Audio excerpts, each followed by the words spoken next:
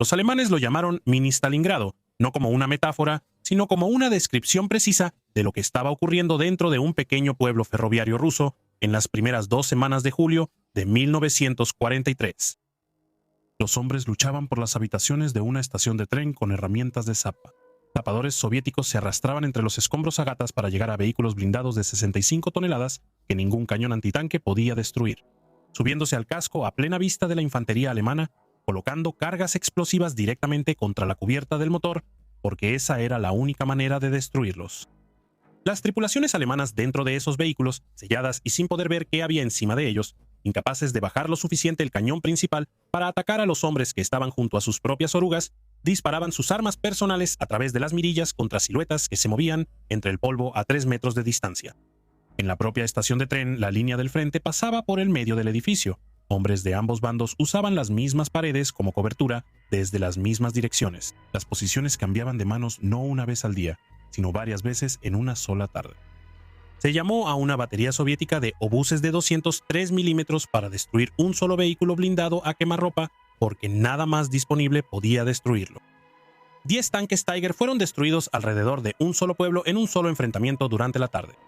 El terreno al norte de Paneri, plano y sin rasgos distintivos excepto por una colina baja, fue disputado tantas veces y a tal costo que ambos bandos eventualmente dejaron de intentar mantener la cima con suficientes tropas y, en su lugar, solo disputaban la ladera frontal por la observación que ofrecía. La observación costaba cientos de hombres por día. Esto era Panieri, julio de 1943. Un cruce ferroviario en el centro de Rusia, un depósito de tractores, una escuela, una torre de agua. Un pueblo sin mayor importancia antes de la guerra que, en 8 días, se convirtió en uno de los terrenos más violentamente disputados del frente oriental. Paul Korel, el historiador militar alemán que investigó esta batalla a partir de fuentes primarias alemanas en la década de 1960, la llamó el Stalingrado del saliente de Kursk. Los hombres que estuvieron ahí usaban el nombre más corto, Mini Stalingrado. No lo decían a la ligera.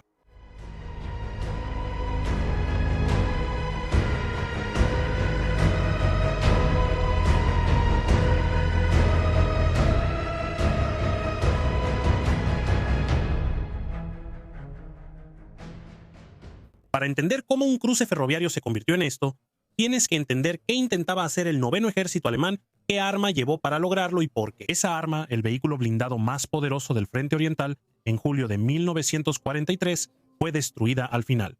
No por tanques soviéticos ni cañones antitanque, sino por la infantería, con cargas explosivas y la disposición de subirse a una máquina de 65 toneladas en movimiento en medio de un tiroteo. Walter Model comandaba el 9º ejército alemán, la fuerza encargada de avanzar hacia el sur desde la región de Oral para encontrarse con el cuerpo Panzer de las SS que avanzaba hacia el norte desde Belgorod. Si ambos brazos de la pinza se cerraban, las fuerzas soviéticas dentro del saliente de Kursk quedarían rodeadas y destruidas. El plan seguía la misma lógica operativa que había producido los grandes cercos de 1941. Minsk, Kiev, Vyazma, donde cientos de miles de soldados soviéticos quedaron atrapados en cuestión de días. Ciudadela, si funcionaba, repetiría ese patrón en un momento en que Alemania necesitaba urgentemente estabilizar el frente oriental y demostrar que aún podía dictar las condiciones de la guerra. Model tenía dudas desde el principio. En la primavera de 1943, mientras Hitler y el OKW debatían si proceder con Ciudadela, Model fue personalmente a ver a Hitler y le llevó fotografías aéreas de las preparaciones defensivas soviéticas dentro del saliente. Lo que mostraban esas fotografías no era una línea defensiva, era un sistema defensivo. Cinturón tras cinturón de trincheras, campos de minas, posiciones de cañones antitanque y artillería previamente ajustada en cada posible eje de avance. Model argumentó que los soviéticos sabían que el ataque se acercaba, que cada semana de retraso hacía las defensas más fuertes y que el plan, tal como estaba escrito, se estaba quedando sin tiempo. No se equivocaba en ninguno de esos puntos. Hitler aprobó la operación de todos modos y luego la retrasó aún más para esperar nuevos vehículos blindados, los Panther para el sur y para el ataque del norte de Model, un arma en la que el alto mando alemán había depositado una enorme fe, el Ferdinand. También había una segunda preocupación que Model planteó y que recibió menos atención en la literatura de posguerra. Al norte del frente de ataque del 9º ejército a lo largo del saliente de Oral, el 2º ejército Panzer alemán mantenía una línea defensiva larga y muy extendida. Model lo sabía, él lo había señalado. Si los soviéticos decidían atacar esa línea mientras el 9º ejército estaba profundamente adentrado en el saliente de Kursk, las consecuencias serían graves. Él estaba planteando la posibilidad de que su propia retaguardia fuera cortada antes de que la ofensiva siquiera comenzara. Esa preocupación resultaría ser completamente acertada. Pero antes de que eso se volviera relevante, primero había que atravesar Paneri. La historia del Ferdinand no comienza por una necesidad táctica, sino por la política industrial. Cuando el ejército alemán organizó una competencia en 1942 para seleccionar un nuevo tanque pesado, dos compañías presentaron prototipos: Henschel, cuyo diseño fue aceptado y se convirtió en el Tiger I, y Porsche, cuyo diseño fue rechazado. Ferdinand Porsche estaba tan seguro de que su vehículo ganaría que ya había comenzado la producción del casco. 91 cascos se quedaron en la fábrica sin ningún destino. La solución fue la conversión. A los cascos Porsche se les instaló una casamata blindada fija que albergaba uno de los cañones antitanque más poderosos que existían. El cañón de 88 mm PaK 432 L71 era significativamente más poderoso que el 88 que llevaba el Tiger. Se formaron dos batallones de cazatanques pesados alrededor de estos vehículos. Los batallones 653 y 654 fueron asignados al 9º Ejército de Model para la Operación Ciudadela, dando al sector norte todos los Ferdinand existentes. 89 vehículos entre dos batallones agrupados bajo el regimiento pesado de Panzerjäger 656. En teoría, el Ferdinand era un arma decisiva. A larga distancia era prácticamente invulnerable e imparable. Su blindaje frontal tenía un grosor de 200 mm. Ningún cañón antitanque soviético en el verano de 1943 podía penetrarlo desde el frente a una distancia de combate normal. Su cañón de 88 podía destruir T-34 y KB a distancias donde estos no podían responder de manera efectiva. Una evaluación posterior a la guerra de los vehículos que los soviéticos capturaron o inspeccionaron después de la batalla encontró que, de 21 Ferdinands examinados en detalle, solo uno había sido destruido por un cañón de tanque soviético. Un proyectil que impactó la coraza lateral a corta distancia e incendió el tanque de combustible. Contra la coraza frontal, los cañones de los tanques soviéticos habían sido prácticamente inútiles. El vehículo hizo exactamente lo que fue diseñado para hacer en las condiciones para las que fue diseñado. El problema era que Paneri nunca presentó esas condiciones. El Ferdinand no llevaba una ametralladora en el casco. La casamata fija le daba al cañón principal un giro muy limitado, aproximadamente 10 grados a cada lado de la línea central. Contra la infantería a corta distancia, un Ferdinand estaba casi indefenso. La tripulación no podía apuntar el cañón principal hacia los hombres que estaban directamente al lado del casco. No tenía nada con qué barrer los costados del vehículo y no podía abrir las escotillas sin exponerse de inmediato. El Ferdinand había sido construido para destruir tanques a larga distancia. En Paneri, iba a pelear en calles llenas de escombros donde las distancias se medían en metros, no en kilómetros, y donde los hombres que no podía matar eran los hombres que iban a matarlo. Heinz Guderian, inspector general de las tropas Panzer, inspeccionó el batallón 653 durante los ejercicios previos a la ofensiva y presionó para que se instalaran ametralladoras de casco antes del ataque. No hubo tiempo. Los vehículos entraron en batalla tal como estaban. El terreno entre la línea de partida de Model y Paneri no se había dejado al azar. El frente central de Rokossovski había estado construyendo sus defensas desde febrero de 1943 y el sector de Paneri había recibido especial atención. Konstantin Rokossovski comandaba el frente central desde un cuartel general que entendía exactamente lo que se avecinaba y había pasado meses preparándose para recibirlo. Polaco de nacimiento, arrestado durante la Gran Purga de Stalin en 1937, Rokossovski pasó 3 años en Inglaterra antes de ser liberado en 1940. Lo que aportó a la defensa del saliente norte fue un enfoque preciso y disciplinado en la gestión de reservas, que resultaría ser uno de los factores decisivos de toda la batalla de Kursk. En abril de 1943, Rokossovski ordenó la evacuación de la población civil de la zona frontal hasta una profundidad de 25 kilómetros. Poniri fue vaciada. Cada casa, cada edificio, cada estructura en el pueblo fue entonces adaptada para uso militar. El pueblo no necesitaba ser protegido porque vivía gente en él. Necesitaba ser utilizado porque su posición sobre la principal línea férrea de Orala-Kursk lo convertía en la clave de todo el acceso norte. Los ingenieros de Rokossovski lo adaptaron en consecuencia. El edificio de la estación de tren fue fortificado con troneras abiertas en sus paredes.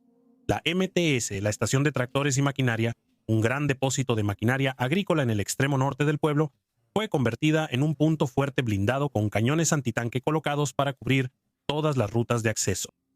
El edificio de la escuela en el lado sur fue fortificado y conectado a una red de trincheras. La torre de agua servía como puesto de observación dominando el terreno llano al norte del pueblo. Entre y detrás de estas posiciones corrían líneas de trincheras interconectadas, trincheras de comunicación y pasajes cubiertos que permitían a los defensores moverse bajo fuego entre los puntos fuertes. Cada calle en Paneri había sido minada. Cada acceso abierto al norte del pueblo estaba cubierto por concentraciones de artillería previamente registradas. Los soviéticos habían creado un campo de batalla específicamente calibrado para privar a los alemanes de todo lo que su fuerza blindada necesitaba: espacio, visibilidad y alcance. La división asignada para defender Paneri era la 307ª División de Fusileros, comandada por el general M. A. Yenshin, parte del 13º Ejército del general Puyov, en el centro del frente de Rokossovski. La 307ª no fue puesta en la línea y dejada para que se las arreglara sola. Los planificadores soviéticos concentraron detrás de ella la mayor cantidad de artillería jamás asignada en apoyo de una sola división de infantería durante toda la guerra. 15 regimientos de artillería, una brigada de obuses pesados, 2 brigadas de artillería antitanque, el tercer cuerpo de tanques, la 129, a brigada de tanques independiente y el 27º regimiento de tanques independiente. Muchos de sus vehículos estaban atrincherados, dejando solo las torretas visibles sobre la tierra. Detrás de la división 307 había más líneas, más reservas, más artillería.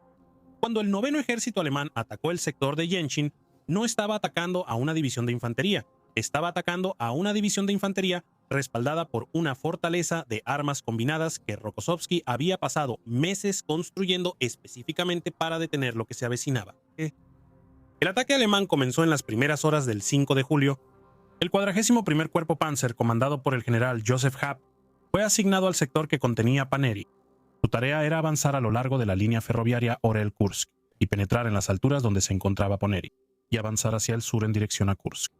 El cuerpo estaba compuesto por la División de Infantería 292, la División de Infantería 86, la División Panzer 18 y la División de Asalto 78. Los batallones Ferdinand del Regimiento 656 fueron asignados como su puño blindado. Los soviéticos conocían el horario. Un zapador alemán capturado en las horas previas al ataque había revelado el horario preciso de la preparación de artillería de Model. Rokossovski ordenó que sus propios cañones dispararan primero. En la oscuridad antes del amanecer, miles de piezas de artillería soviéticas abrieron fuego sobre las áreas de reunión alemanas y las rutas de aproximación. Las unidades alemanas que se movían hacia sus posiciones de partida fueron sorprendidas al descubierto. El bombardeo preventivo interrumpió el horario alemán y desorganizó a las unidades que aún no se habían desplegado completamente. Los cañones de Model respondieron y comenzó el ataque. Para los batallones Ferdinand, las primeras horas fueron catastróficas. El batallón pesado de cazatanques 653 había sido asignado al oeste del ferrocarril, atacando junto con la 292, a división de infantería. El batallón pesado de cazatanques 654 estaba en el lado este. Ambos sectores estaban saturados de minas. Los alemanes habían traído vehículos de demolición radiocontrolados, como el Borgward B4 y el más pequeño Goliath, específicamente para abrir caminos a través de los campos de minas antes del asalto. El sistema falló casi de inmediato. El fuego de artillería detonó los campos de minas antes de que los caminos pudieran ser marcados correctamente. Las explosiones a lo largo del campo borraron las huellas dejadas por los vehículos Borgward, haciendo que los caminos despejados fueran invisibles para las tripulaciones de los Ferdinand que venían detrás. El batallón 653 envió 45 Ferdinand a ese ataque. Para las 17:00 horas del primer día, 37 de ellos habían quedado inmovilizados por daños de minas, no destruidos por fuego enemigo, sino inmovilizados por minas que no podían ver en un terreno revuelto por la artillería de su propio bando. La mayoría fueron recuperados y reparados después, pero en el primer día de la Operación Ciudadela, los cazatanques más poderosos que poseía Alemania fueron detenidos, no por un arma que pudiera igualarlos, sino por cargas explosivas enterradas en un terreno que el bombardeo preparatorio había vuelto irreconocible. El avance del 9º Ejército el 5 de julio penetró entre 12 y 15 kilómetros en el sistema defensivo soviético antes de estancarse. El 41º Cuerpo llegó a las afueras del perímetro defensivo de Poniri. No lo había atravesado. Esa noche ambos bandos se prepararon para lo que venía. El 6 de julio trajo los primeros combates sostenidos dentro del complejo defensivo de Poniri. Los Ferdinands del 654 Batallón avanzaron por el lado este en apoyo al asalto de infantería sobre el MTS y los accesos norte a la estación. En terreno abierto al norte del pueblo, los Ferdinands funcionaron como estaban diseñados. Varios tanques soviéticos atrincherados en los accesos fueron destruidos a distancias de entre 1.500 y 2.000 metros. Los proyectiles de 88 milímetros atravesaron su blindaje antes de que las tripulaciones soviéticas pudieran acercarse lo suficiente como para responder con eficacia. Pero cuando el asalto de la infantería avanzó hacia el pueblo y los Ferdinands intentaron seguirlos, el terreno lo cambió todo. Las calles de Poneri eran estrechas. Los escombros ya se estaban acumulando por el fuego de artillería continuo que caía en ambos bandos. La infantería soviética, que había sobrevivido a las posiciones exteriores, se replegó a los edificios fortificados y trincheras conectadas. Y cuando los Ferdinands avanzaron sin la infantería que los acompañaba, quienes a su vez recibían fuego desde posiciones a ambos lados. Los cazatanques se encontraron aislados en un terreno donde su cañón principal era el arma equivocada. El cañón no podía inclinarse lo suficiente hacia abajo para atacar posiciones en los sótanos directamente debajo de la boca del cañón. El limitado giro horizontal del cañón significaba que la tripulación no podía cubrir ambos lados de un callejón al mismo tiempo. Los zapadores soviéticos avanzaron entre los escombros y se acercaron a los vehículos desde ángulos que el cañón principal no podía alcanzar. Sin una ametralladora en el casco, las tripulaciones alemanas dentro se vieron reducidas a disparar armas individuales a través de las mirillas contra hombres que usaban el propio casco del Ferdinand como cobertura. Algunas tripulaciones dispararon sus MG-42 por el cañón principal del 88 en un intento de crear algún tipo de fuego defensivo contra la infantería a corta distancia. No proporcionaba casi ninguna protección. Los hombres afuera estaban demasiado cerca, demasiado dispersos, y el casco era demasiado grande para defenderlo desde adentro. El MTS cambió de manos 2 veces el 6 de julio. La infantería alemana lo tomó en la mañana. Los contraataques soviéticos los expulsaron para media tarde y al anochecer los combates habían regresado al borde norte de la estructura. La estación de tren en sí fue escenario de combates continuos. Unidades alemanas de la División 292 penetraron en el edificio de la estación por la tarde, ocupando partes de la estructura mientras los defensores soviéticos mantenían otras. La lucha avanzó habitación por habitación a través del edificio. En ciertos momentos durante el día, la línea del frente pasaba por el centro del vestíbulo de la estación, con soldados alemanes en un lado de una pared interior y soldados soviéticos en el otro. La colina 253.5 se encuentra aproximadamente a 2 kilómetros al norte-noreste de la estación, una elevación baja sobre un terreno por lo demás plano que ofrecía una vista clara de todas las rutas de aproximación alemanas a la ciudad. Quien la controlara podía dirigir fuego de artillería contra todo lo que se moviera abajo. Quien no la controlara se movía a ciegas y bajo fuego dirigido. La colina cambió de manos repetidamente durante los días siguientes. El 6 de julio, la 86 División de Infantería la atacó con 2 batallones de infantería apoyados por Tigres y Ferdinands del 653. Los soviéticos resistieron. El general Yenshin comprometió su reserva antitanque para la defensa de la colina, la 13ª Brigada Antitanque, con 40 cañones de 76 milímetros y 20 piezas de 45 milímetros que se movieron bajo fuego hacia posiciones preestablecidas, y recurrió a toda la potencia de las baterías Katyusha detrás de la línea. El contraataque destruyó 10 Tigres y 12 Panzer IV. La colina permaneció en manos soviéticas ese día, 10 Tigres alrededor de una sola colina baja en una sola tarde. Esa cifra, repetida cada día de esta batalla, es lo que Mini Stalingrado significaba en la práctica. El 7 de julio fue el día en que Model lo apostó todo. Al darse cuenta de que los ataques iniciales no habían logrado abrirse paso lo suficientemente rápido, el general Harp ordenó un asalto concentrado, utilizando todos los recursos disponibles. La 18 División Panzer, que se mantenía en reserva del cuerpo, fue desplegada por primera vez, atacando hacia Paneri desde el norte y noroeste, junto con la 292A. La 86 División atacó la colina 253.5 desde el noreste. Los batallones Ferdinand se concentraron para un asalto masivo a la estación y al complejo MTS. Se reunió un grupo de ataque de 166 vehículos de combate, incluyendo 44 Ferdinands y 45 tanques de asalto Brumberg. El comandante de la formación, Bruno Kahl, la estructuró en la forma que los registros alemanes describen como una Glock, una campana. Los Ferdinands formaron la vanguardia en 2 filas. La primera contenía 2 compañías separadas por 100 metros, con los vehículos de los comandantes de compañía centrados en cada línea.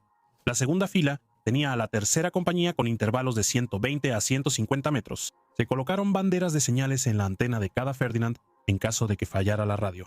Los vehículos detrás de los Ferdinand eran Brumbergs y cañones de asalto de 75 milímetros encargados de suprimir a la infantería y los equipos de ingenieros, mientras que los Ferdinand se enfrentaban a las posiciones de blindados atrincherados y antitanques al frente. En terreno abierto al norte de Paneri, la formación funcionó. Los cañones de 88 milímetros del Ferdinand alcanzaron a larga distancia y destruyeron tanques soviéticos atrincherados y posiciones de cañones antitanque antes de que los cañones soviéticos pudieran responder con fuego eficaz. Durante varias horas, el 7 de julio, la línea defensiva exterior al norte del pueblo se rompió. Los alemanes entraron en la parte norte de Paneri. Al mediodía controlaban la mitad, incluyendo el extremo norte de la estación y partes del MTS. Yenshin respondió de inmediato. Trasladó todos los cañones antitanque disponibles al sector de la estación y pidió el apoyo total de la artillería concentrada detrás del pueblo. Aviones de ataque terrestre soviéticos Il-2 comenzaron a atacar las rutas de aproximación alemanas. Luego llegó el momento que demostró más claramente que cualquier otra cosa lo que esta batalla le estaba haciendo al Ferdinand. Se llamó a una sola batería de obuses B4 de 203 milímetros contra un Ferdinand que se había adelantado a la línea de infantería. El proyectil de 203 milímetros que lo impactó hizo lo que ningún cañón de tanque soviético podía hacer. La fuerza de conmoción de un proyectil que pesaba casi 100 kilogramos colapsó el blindaje del casco y mató a la tripulación. El blindaje frontal no fue penetrado, no era necesario. El proyectil simplemente destrozó la estructura que había detrás. Fue una baja poco común. Los obuses pesados no eran armas antitanque estándar y no estaban disponibles rutinariamente para este propósito, pero eso demostró algo importante. El Ferdinand no era invencible, simplemente estaba protegido contra las armas diseñadas para combatirlo. Las armas que no estaban diseñadas para combatirlo aún podían destruirlo si eras lo suficientemente creativo para usarlas. Para la tarde del 7 de julio, los contraataques soviéticos habían expulsado a los alemanes de la mitad norte de Puneri. La colina 253.5 cambió de manos otra vez. La División 86 la había tomado en la madrugada. La División 307 la recuperó a media tarde con apoyo de tanques del tercer cuerpo de tanques. Los registros alemanes de ese solo día enumeran ataques y contraataques a las 8:00, a las 10:00, a las 15:30 y a las 19:00 horas. El ataque de las 19:00 llegó con un regimiento de infantería apoyado por 60 tanques. La línea antitanque de Yenshin lo detuvo. Cuando los combates disminuyeron después del anochecer, los alemanes mantenían aproximadamente el mismo terreno que habían tenido al amanecer, y el costo del día se había pagado en hombres y máquinas que no podían ser reemplazados fácilmente. Los registros de la División de Fusileros 307 para el periodo del 5 al 7 de julio describen cómo repelieron ataques combinados de elementos de la División de Infantería 292, la División de Infantería 86 y la División de Asalto 78, apoyados por un total de 170 tanques. 3 días de combate, una división de fusileros rusa, 170 tanques alemanes lanzados contra ella. La división resistió porque no estaba luchando sola y porque Rokossovski estaba manejando sus reservas con una disciplina que Harp y Model no estaban mostrando. Y lo mismo ocurría del otro lado de la línea, donde los alemanes estaban comprometiendo sus divisiones de reserva, la 12ª Panzer y la 10ª Panzer Grenadier, que Model había planeado originalmente reservar para la explotación. Para cubrir puntos críticos en el frente, Rokossovski estaba enviando unidades frescas al sector de Paneri desde las reservas profundas del frente central. La 4ª División Aerotransportada de la Guardia llegó para reforzar los accesos orientales. Brigadas de tanques adicionales fueron atrincheradas al sur del pueblo para servir como línea de bloqueo detrás de la estación. Lo que los alemanes estaban atacando no estaba disminuyendo. Se reconstruía frente a ellos cada noche. Las pérdidas de los Ferdinand se estaban acumulando de maneras que los números en bruto no revelaban de inmediato. El 653 Batallón, que había comenzado la Operación Ciudadela, con 45 vehículos, no tenía ningún Ferdinand operativo para el 8 de julio. Ninguno. El batallón suspendió operaciones el 8 de julio para un día completo de recuperación, con el fin de intentar reparaciones y devolver los vehículos al servicio. Algunos regresaron. Muchos no lo hicieron. El problema no era solo el daño de combate. El Ferdinand era un vehículo de 65 toneladas montado sobre un tren de rodaje diseñado para un tanque que nunca se construyó. El estrés mecánico de operar en un terreno minado y lleno de escombros era extremo. Los vehículos que sobrevivían sin ser destruidos se descomponían en los talleres de reparación, y la escasez crónica de repuestos significaba que las compañías de mantenimiento no podían procesar el retraso acumulado.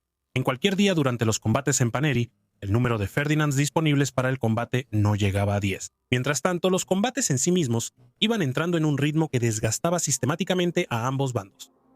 El patrón fue consistente los días 8, 9 y 10 de julio. Al amanecer, la infantería alemana, apoyada por cualquier blindado que pudieran reunir, avanzaba hacia los sectores norte de la ciudad. Ganaban terreno en el asalto inicial, a veces llegando a la estación, a veces al MTS, a veces avanzando hacia la escuela y la torre de agua. Los defensores soviéticos se replegaban a los edificios fortificados, usaban los escombros como cobertura y contenían el fuego hasta que los atacantes estuvieran dentro del perímetro defensivo. Entonces caía la artillería, no sobre las posiciones alemanas, que ahora estaban mezcladas con los defensores soviéticos, sino sobre las rutas de aproximación detrás de ellos, cortando a las unidades de asalto de los refuerzos y el reabastecimiento. Las unidades dentro del pueblo eran entonces atacadas por las reservas soviéticas que se introducían en la batalla a través de la red de trincheras de comunicación. Hombres que salían de pasajes cubiertos en la parte trasera de las posiciones que los alemanes acababan de tomar, y los atacaban desde direcciones que no habían defendido, porque no sabían que existían esos pasajes. El relato de estos combates en el diario de guerra del Noveno Ejército no utiliza el lenguaje de la doctrina operativa alemana.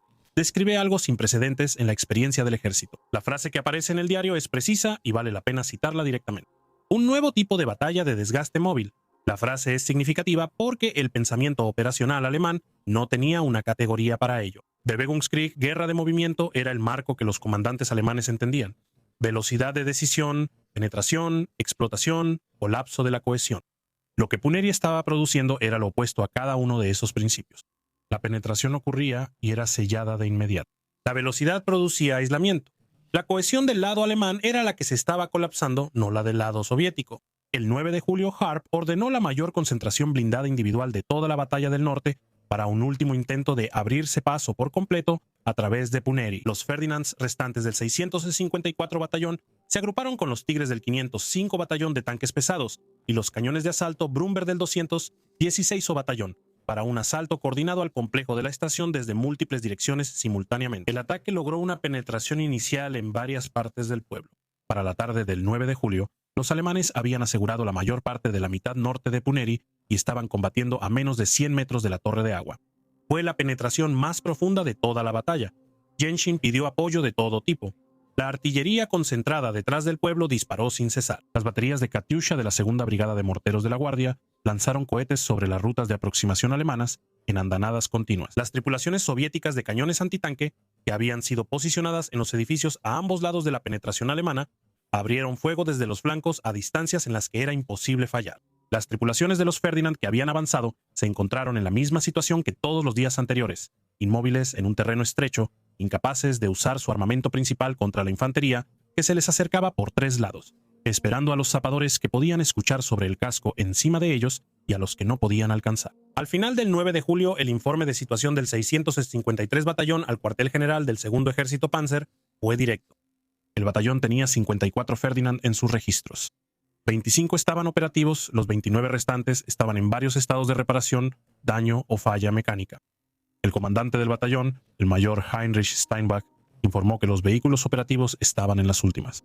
Recomendó su retiro total de la línea y sugirió formar pequeños grupos a entre 5 y 8 kilómetros detrás del frente como una reserva móvil, a la que se irían incorporando vehículos conforme la compañía de mantenimiento pudiera devolverlos al servicio. El arma que se había presentado como el instrumento que rompería la defensa soviética estaba siendo recomendada para su retiro del combate en primera línea después de 4 días de lucha. El asalto a Puneri no fue cancelado el 9 de julio. Continuó hasta el 10 de julio con recursos cada vez menores y sin ningún cambio en el resultado.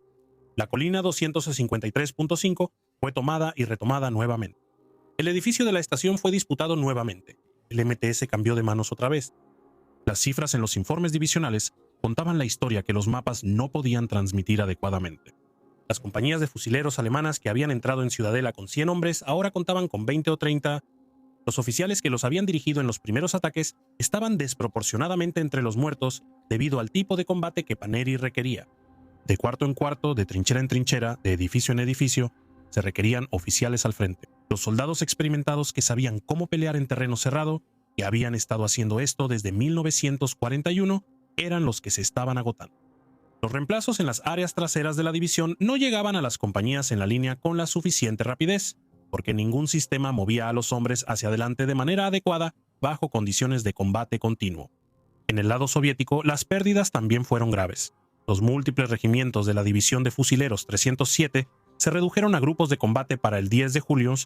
Compañías individuales habían sido aniquiladas defendiendo el edificio de la estación. Las tripulaciones de cañones antitanque que mantuvieron sus posiciones, mientras los blindados alemanes pasaban directamente sobre sus líneas de fuego, murieron en sus cañones porque moverse significaba perder la posición. Pero detrás de la División de Fusileros 307 siempre había otra línea. Detrás de esa línea había otra más. Y detrás de esa estaban las reservas que Rokossovski aún no había comprometido. El sistema de Rokossovski funcionaba no porque alguna unidad fuera indestructible, sino porque el propio sistema tenía una profundidad que los ataques de Model no podían alcanzar. Para el 11 de julio, la batalla alrededor de Puneri había consumido la capacidad ofensiva del Cuerpo 41. Los Ferdinand operaban en grupos de 2 y 3 en roles defensivos en los flancos, utilizados para enfrentar los contraataques blindados soviéticos en lugar de como fuerza de asalto, porque ya no quedaban suficientes para hacer otra cosa. Harp ya había comprometido sus divisiones de reserva, Model también había comprometido las suyas. El noveno ejército había avanzado entre 12 y 15 kilómetros desde su línea de partida en 6 días y enfrentaba más de 45 kilómetros de cinturones defensivos soviéticos preparados que no habían sido tocados. La velocidad a la que se había ganado terreno y la velocidad a la que se estaban perdiendo hombres y máquinas hacía imposible cualquier cálculo para llegar a Kursk. Entonces, en la mañana del 12 de julio, la situación cambió de una manera que hizo que todo eso fuera irrelevante. A las 5:10 del 12 de julio, 3 frentes soviéticos lanzaron la Operación Kutuzov, la ofensiva contra la saliente de Orel, al norte de las posiciones del Noveno Ejército, que Model ya había señalado como una vulnerabilidad antes de que la Operación Ciudadela siquiera comenzara. El Frente Occidental y el Frente de Briansk atacaron al Segundo Ejército Panzer alemán a lo largo de su línea defensiva extendida y débilmente defendida. El 11º Ejército de Guardias en particular atravesó las posiciones alemanas con un ímpetu que en cuestión de horas había creado penetraciones que amenazaban toda la posición de Orel. El frente norte del Segundo Ejército Panzer comenzaba a colapsar. Model respondió de inmediato. Para las 8:00 la misma mañana en que Prokhorovka estallaba en el sur, la 12A División Panzer y la 36A División de Infantería, que se dirigían al sector de Puneri, fueron reorientadas y enviadas al norte. Los Ferdinands del 653 Batallón Los 10, que estaban operativos en ese momento, fueron retirados de Puneri y enviados con ellos. Para la 0900 Model había recibido el mando tanto del Noveno Ejército como del Segundo Ejército Panzer para coordinar la defensa de toda el área de Orel. La ofensiva que había estado dirigiendo durante 8 días había terminado, no porque hubiera sido derrotada en un solo enfrentamiento culminante en Puneri, sino porque la amenaza a su propia retaguardia había hecho imposible continuar. La preocupación que había planteado antes de que comenzara Ciudadela se había materializado exactamente como él lo había descrito. Los avances del Noveno Ejército de los 8 días anteriores comenzaron a perderse casi de inmediato. El 18 de julio el ejército comenzó a retirarse hacia su línea de partida. Para el 23 de julio, las fuerzas que habían lanzado la Operación Ciudadela desde el norte estaban esencialmente de regreso donde habían comenzado. Sus ganancias de las 2 semanas y media anteriores se perdieron en cuestión de días.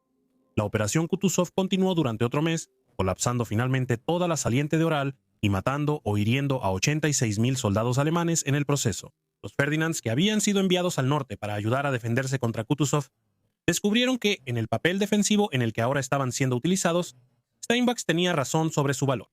Un pequeño grupo de Ferdinands luchando a la defensiva desde posiciones preparadas a larga distancia era exactamente para lo que el vehículo había sido diseñado. El 17 de julio, el grupo de combate del capitán Rolf Henning, combatiendo al norte del sector Punieri contra la ofensiva de Kutuzov, destruyó 22 tanques soviéticos en un solo enfrentamiento. El teniente Hermann Feldheim fue personalmente responsable de 11 de ellos. Algunas de esas bajas se registraron a distancias superiores a 2.500 metros. Contra blindados soviéticos a campo abierto y a larga distancia, el Ferdinand seguía siendo todo lo que se había prometido que sería. El problema nunca había sido el arma en las condiciones adecuadas. El problema había sido Paniri. El balance final para los batallones Ferdinand en todos los combates de julio de 1943 fue el siguiente. En los batallones 653 y 654 comenzaron la Operación Ciudadela con 89 vehículos. Durante julio, entre Poniri y los combates defensivos posteriores en Aural, 39 fueron destruidos irreparablemente. Especialistas soviéticos del campo de pruebas NIBT que inspeccionaron 21 de los vehículos destruidos en las semanas posteriores a la batalla encontraron que 10 habían sido destruidos por minas y cargas explosivas colocadas por la infantería. 5 habían sido inmovilizados por impactos en el tren de rodaje. 1 había sido destruido por un impacto directo del obús B-4 de 203 milímetros. 1 había sido destruido por el cañón de un tanque soviético que penetró el blindaje lateral. El resto había sido recuperado o abandonado debido a fallas mecánicas. Contra el blindaje frontal durante toda la batalla, los cañones de los tanques soviéticos solo destruyeron un vehículo. El registro completo de combate del batallón 653 para el periodo del 5 al 27 de julio, extraído de los archivos federales alemanes, mostró lo siguiente. Reclamaron 320 tanques y cañones autopropulsados destruidos, junto con un gran número de cañones antitanque y vehículos motorizados, a cambio de la pérdida de 24 hombres muertos, 126 heridos y 13 vehículos destruidos de forma permanente. Esas cifras representan un logro táctico genuino. El vehículo destruía aquello a lo que apuntaba. La proporción de bajas era real, pero la destrucción de 320 vehículos blindados soviéticos en el sector norte de Kursk no produjo una ruptura en Punairi. La estación seguía siendo soviética. La colina 253.5 seguía en manos soviéticas. El camino a Kursk seguía bloqueado. El éxito táctico del Ferdinand a larga distancia era irrelevante para el resultado, porque el desenlace se decidió entre los escombros de una ciudad rusa, a distancias donde el éxito táctico del Ferdinand no servía.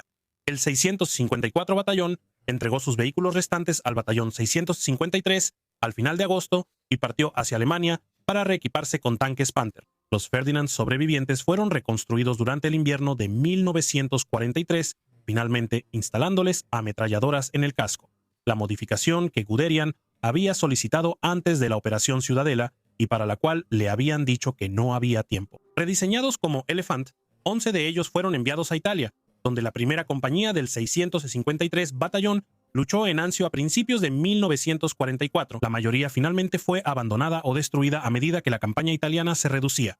Panieri fue recapturado por las fuerzas soviéticas que avanzaban el 18 de julio sin una batalla final. Los alemanes simplemente se fueron.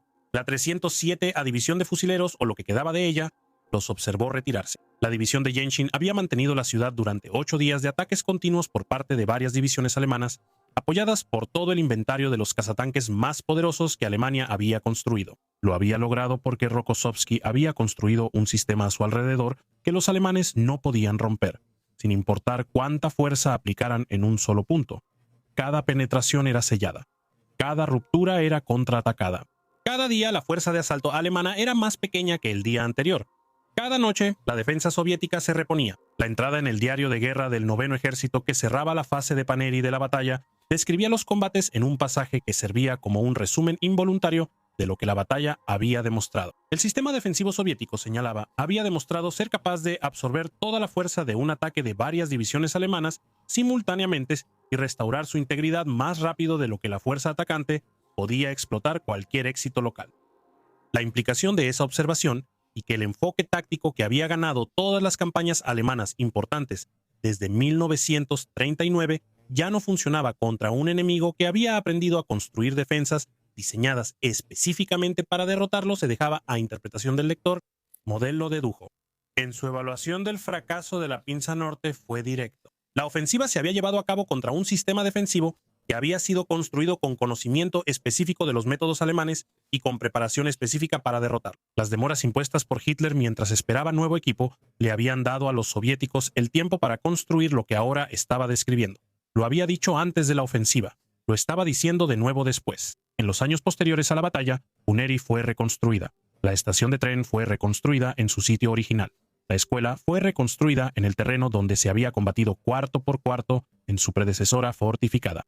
El sitio de la MTS fue despejado. El pueblo retomó la función que había tenido antes de la guerra.